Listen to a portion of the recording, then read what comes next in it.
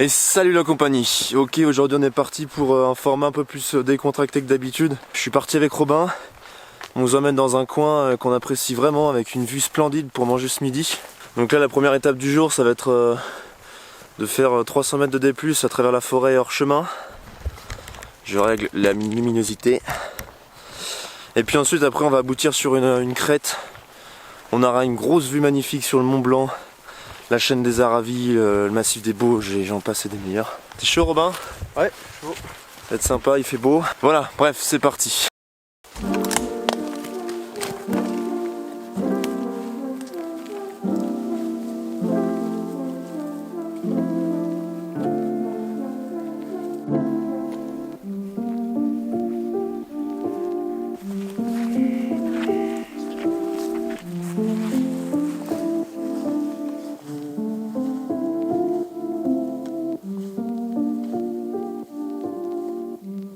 Donc la marche à pied, elle a plusieurs bienfaits. Ça facilite la méditation, ça accélère un petit peu et ça augmente la circulation sanguine. Et puis on fait travailler un petit peu le système nerveux également. Franchement c'est apaisant de faire ça. Je m'entraîne déjà depuis plusieurs randonnées pour un petit peu m'habituer en fait, acclimater mes pieds et les renforcer pour que ça soit de plus en plus agréable.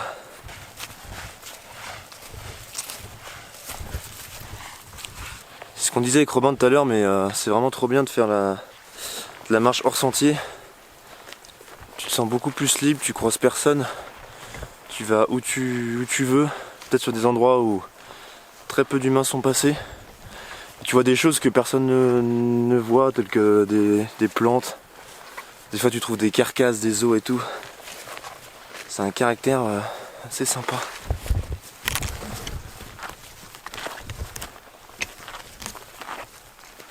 C'est impressionnant la quantité de gentianes qu'il y a partout. Ça sent la liqueur.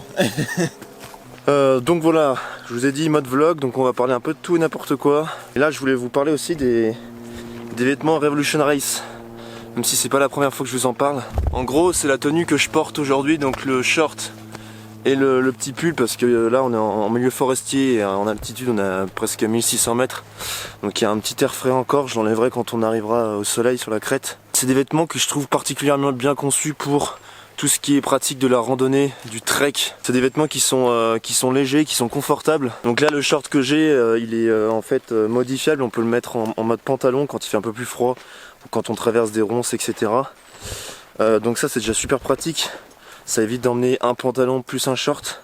Ça nous fait un gain de poids. Moi j'aime bien tout ce qui est matériel modulable, qui ont plusieurs utilisations.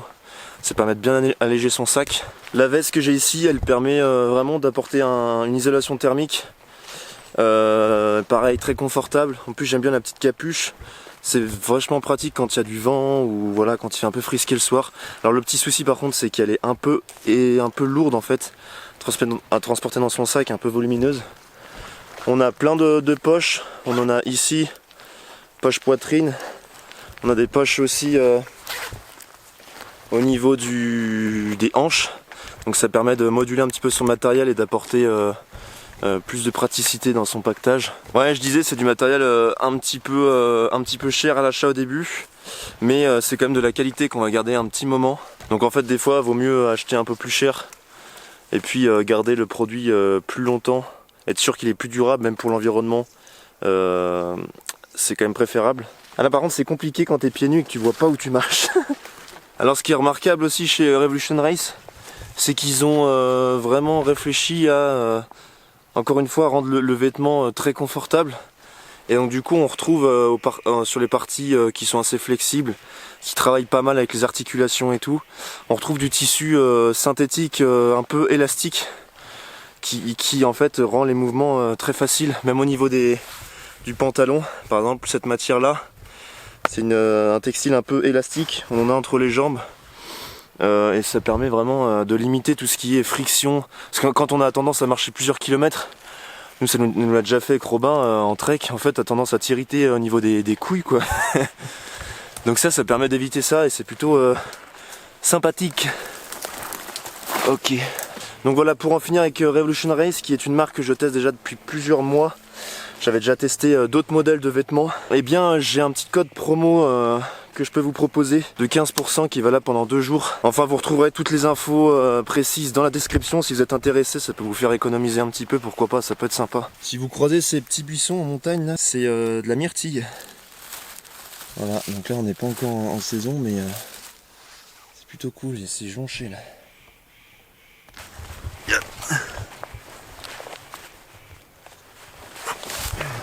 Là, juste ici, on a l'oxalide acétosélia. Ça ressemble au trèfle en fait. C'est une plante qui a un goût assez poivré, qu'on trouve dans tout ce qui est sol, généralement acide. Donc voilà, on est en plein dedans avec les épicéas qui sont autour, les sapins. Donc comme d'habitude, on regarde s'il n'y a pas de parasites, puis on peut la manger.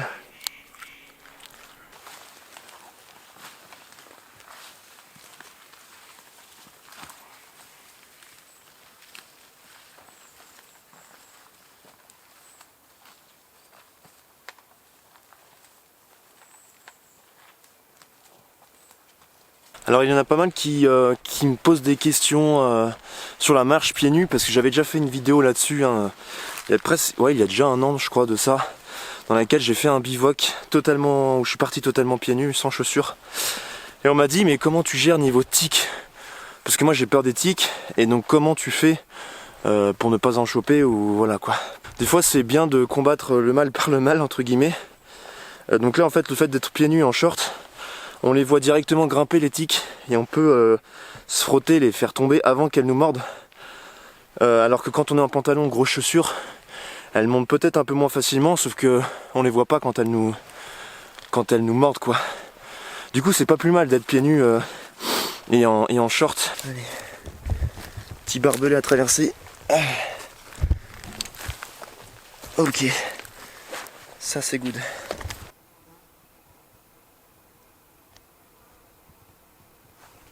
Donc là sur le chemin on croise beaucoup d'essences d'arbres différentes, mais surtout beaucoup d'épicéas, parce qu'on est dans une altitude qui est propice à son développement.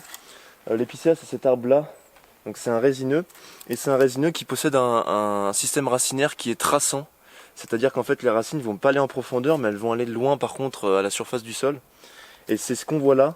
Donc sur cette souche on voit que les racines sont assez plates, elles vont loin. Du coup ça accroche pas mal de cailloux, etc. On appelle ça la roche-mère du sol. Donc là il y a très peu de terre en fait, très peu de sol. Et après on a directement la roche-mère dessous, donc ici c'est du calcaire. Et du coup les arbres, les épicéas comme ça, ils ont tendance à souvent se casser la gueule quand il y a du vent. Et ça crée ces grosses souches là qu'on voit souvent apparentes, parce que ça tient pas très bien dans le sol. Alors contrairement au sapin, qui lui a un système pivotant, c'est-à-dire qu'il est vraiment bien ancré dans le sol en profondeur. En fait, s'il y a du vent, il va avoir tendance à péter, on va avoir des bris de cime. Donc ça c'est un peu plus dangereux pour le bivouac, parce qu'il peut y avoir une cime qui nous pète à la gueule. Donc ça c'est moins bien. Voilà, allez on se remet en marche.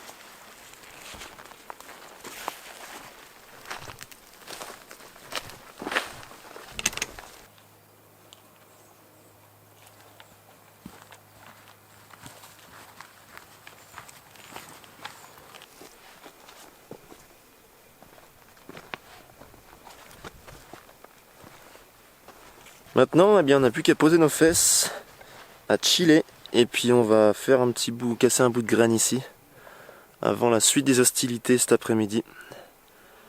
Je pense qu'on va prendre... j'ai pris de la crème solaire. Ouais.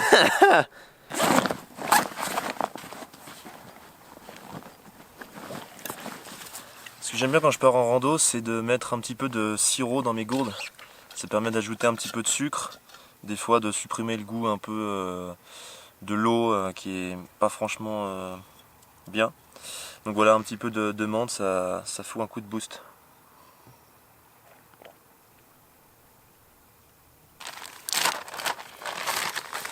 Alors on va allumer le petit réchaud à bois. Donc moi je prends toujours un peu d'amadou dans un sac Ziploc, comme ça me permet de le garder étanche. Du coup j'ai toujours un peu d'écorce de bouleau, de genre de choses comme ça, du coton et tout. Et des petites allumettes stockées dans une boîte Tic Tac. Ça permet de les rendre un peu plus étanches. Et j'y ai incorporé avec un petit scotch ici un grattoir.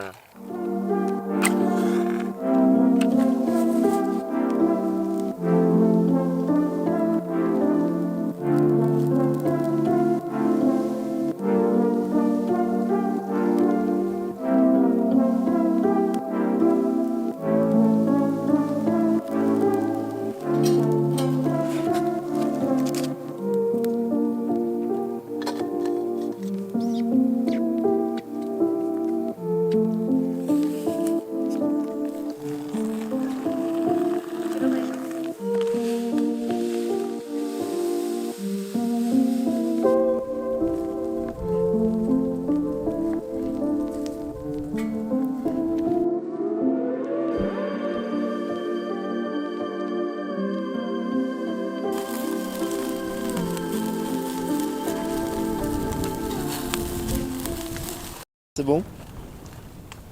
Très bon. Pour finir la vidéo, je vais vous parler de mon projet qui va bientôt arriver pour la saison d'automne. Je vais traverser les Alpes pieds nus, 600 km, un mois de marche en solitaire. Je pense que ça va être hyper sympa. Voilà, un gros projet qui arrive, c'est pour ça que je m'entraîne à faire de la randonnée pieds nus depuis quelques temps. Alors pour ce projet, j'ai beaucoup d'appréhension, je pense que ça va être bien chaud. Ce qu'il va falloir, c'est gérer surtout le poids du sac, parce que comme je vais être pieds nus, finalement, si je me retrouve avec 20 kg derrière, ça va être très compliqué. Bref, vraiment, je vous en reparlerai dans les prochaines vidéos pour tout vous annoncer, vous présenter mon entraînement, que ce soit pour renforcer mes pieds, mais également pour préparer mon sac, pour préparer l'itinéraire, etc. Ça va arriver courant septembre, octobre, j'espère. C'est un projet déjà que je prévois depuis presque maintenant 2 ans, ouais. Donc je suis très impatient que ça arrive et très impatient de vous en faire profiter aussi. Ok, c'est une fin de vidéo. C'était bien, hein? Ouais, c'était pas mal. Hein. C'est pris Belle du vue. soleil dans la tronche par contre, mais sympa. Petite sortie à la matinée. J'espère que ça vous a plu, ce format un petit peu plus vlog, décontracté, on discute ensemble. Si c'est le cas, dites-le en commentaire. Et puis nous on se revoit la semaine prochaine pour une nouvelle aventure. Abonnez-vous, profitez bien de la nature et puis voilà. À plus. À plus. Ciao. Ciao.